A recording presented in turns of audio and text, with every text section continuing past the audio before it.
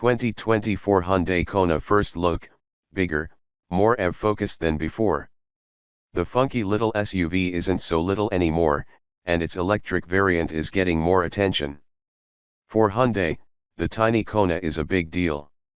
The automaker gave us our first peek and a smattering of details of the second-generation Kona in December, showing off an edgy and slightly quirky new design for the already edgy and slightly quirky subcompact SUV.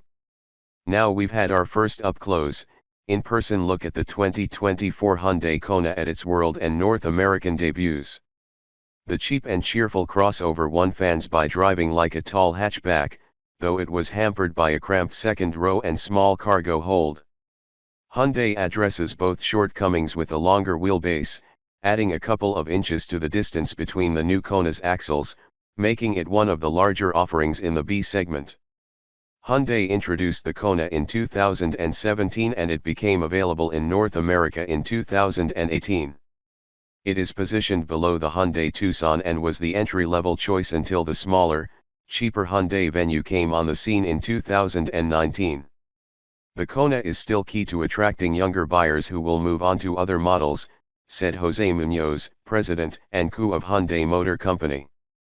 The second generation offers an opportunity to give the Kona more aggressive styling, more advanced technology, and more room inside.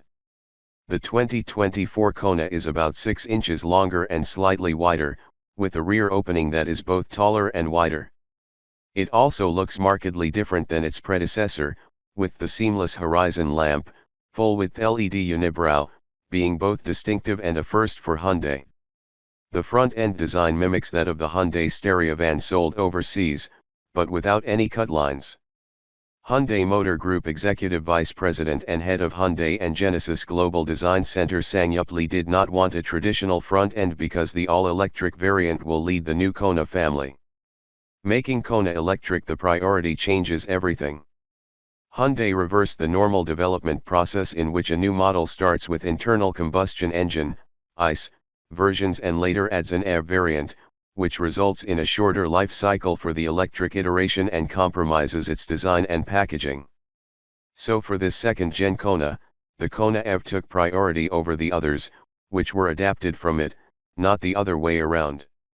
To help the EV out a little, the 2024 Kona was designed and engineered with a greater emphasis on aerodynamics, going from a drag coefficient of 0.29 to 0.27, which should make it a segment leader.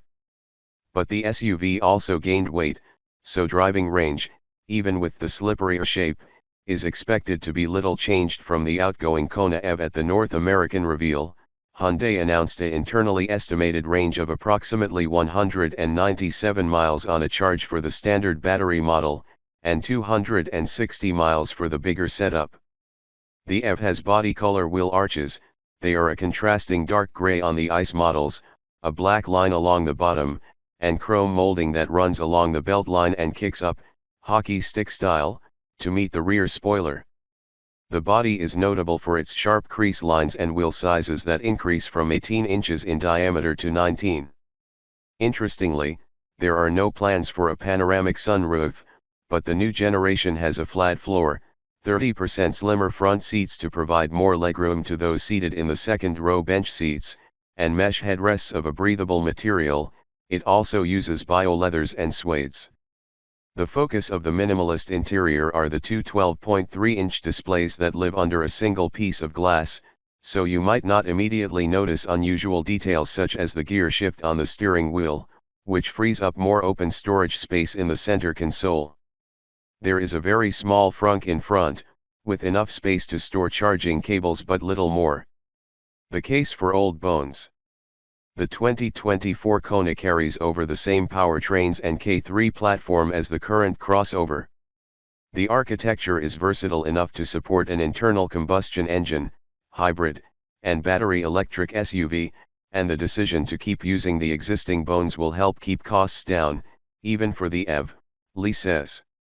North America will get most of the planned variants. The choices include the regular Kona Limited, which is currently offered with a slightly anemic 147 HP, 132 lb-foot 2.0-liter 4-cylinder or a 1.6-liter turbo i4 making 190 HP and 195 lb-ft of torque, enough to scoot a Kona N-line trim from 0 to 60 miles per hour in 7.3 seconds in our testing. All-wheel drive will continue to be offered with the ICE models. No Hyundai Kona N yet. The US will continue to get similar trims of gas-powered Konas, including the sporty N line, but there will not be a high-performance N, at least not initially. Senior Vice President and Head of EV Strategy Business Division Sang-Hai Ian Park tells us is it under consideration. In 2021 the Kona became Hyundai's first SUV to get the N Performance designation in a variant with a 2.0-liter turbo 4 generating 276 HP and 289 lb-ft for a 0 to 60 sprint of 5.3 seconds. It can easily be replicated in the second generation, and Park says Hyundai will add it if demand appears to be there, which we sure hope for, given how the smaller Veloster N hot hatch was recently killed off in favor of the Kona N and four-door Elantra N sedan. What about an N version of the Kona EV? The automaker will gauge demand for the Hyundai Ioniq 5N, which is coming in the second half of the year. Adding a second motor could create an electric Kona N, and Park says they are considering dual motors as a future option, again depending on demand in each market. As for the Kona Hybrid, it is not offered in North America now, nor will it be offered with the new model. The focus is on the pure EV. Not exactly cutting edge. The Kona Electric has been offered alongside the ICE version since 2019 and will continue to have a 65.4 kWh battery and front-mounted 160 kW motor to generate 201 HP and 291 lb-ft of torque. Other markets get a smaller battery option. A frunk remains, and among the new features is one-pedal driving mode and vehicle-to-load exterior equipment charging. Sadly, quicker onboard battery charging isn't on the menu. The Kona will continue to be one of the slower charging models on the market, with its 400-volt system lagging behind more cutting-edge dedicated EVs such as Hyundai's own 800-volt, 2023 SUV of the Year winning Ioniq 5. It will therefore require about 41 minutes to charge from 10 to 80% with a DC fast charger.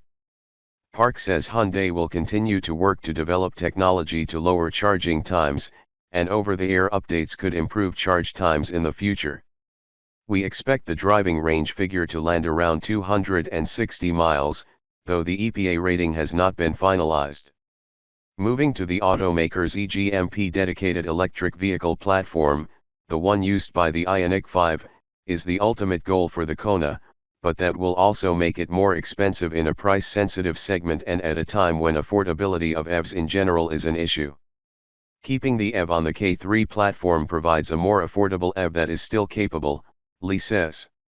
After all, the Kona EV accounts for 7% of the sales mix, but that number is expected to increase with the new model. Isn't it Ioniq? Not yet.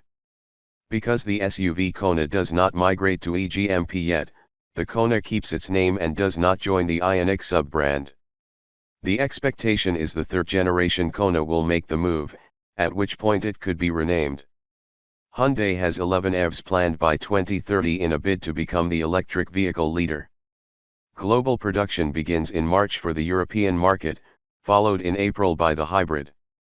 Americans will see their version in April at the New York Auto Show, and it will start arriving in showrooms in the summer, with EV models coming in the fall. All Konas for North America will come from Korea, and we should see them in showrooms by early October. We expect pricing to range from $24,000 to $33,000 for the models with combustion engines, and for the Kona Electric to start at about $35,000.